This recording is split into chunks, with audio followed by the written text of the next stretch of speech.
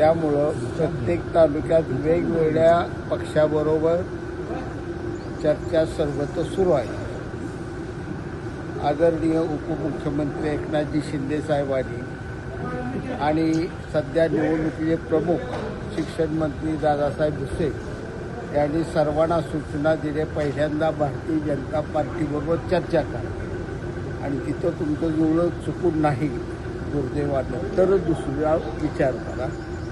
सांगोल्यात Bharatiya Janata party, Shiv Sena आणि Republican party of India हे 3 पक्ष एकत्र मिळून लढणार.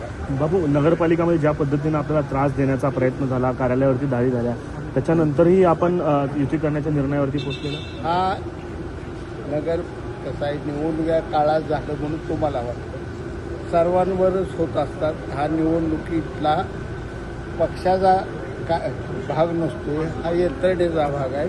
पोलीस यंत्रणेचं काम आहे सर्व पक्षात कुठं काय पैसे अडचण चाललंय का बघणं. त्यातला एक भाग म्हणून ती माझ्या ऑफिसवर आली, तपासून निघून गेली. बापू, सर्वांचीच ऑफिस त्यांनी तपासून, ती काय माझ्या एकट्याचं तपास. फॉर्म वाटपावरून काही आरोप प्रत्यारोप होत आहेत, जे महिला ते सर्व तर चालत असतं. एका गटात 10 जणांना तिकीट मिळत असतं, मागत असतील, एखाद्याला जात असतं, 9 जण नाराज होतात. पण तुमचे नेते दमबाजी केल्याचा आरोप आहे. मुंबई महापालिकेत बापू संजय राऊतचा प्रश्न आहे. बापू त्याला एक